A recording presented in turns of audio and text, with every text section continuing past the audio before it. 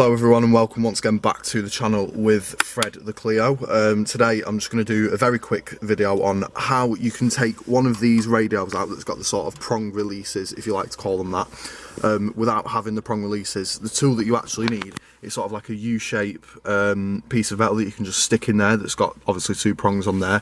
You get two in a pack and you can just stick them in there and the radio pulls out and then you just grip the rest of it and then you can just unplug your wires, etc.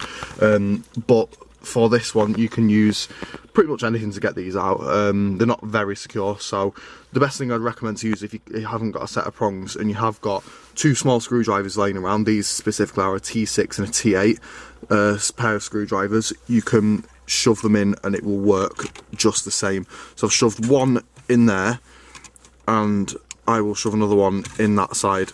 If you just grip it and pull it at the same time, you can see it's begun to release. Now, even if you pull these out, it will not pop back in. And at that point, you can get it in the other side. It might not be a straight, like, push in. Like you can see they're a bit bent. Because I have tried this before, because I've not got a set of prongs myself. And you can just simply lift it out like that. Grab it in the middle. I'm trying not to push the hazard button switch at the same time, and the radio pops right out. You can access pretty much all of the centre console from here. Get a new radio if you need. This does need a new radio because this is completely shot. You can probably pick one up on eBay for around 15 or 20 quid. So that's not too bad. It kind of turns on, as you saw in the last video if you did watch that. It doesn't really work, it just makes beeping noises.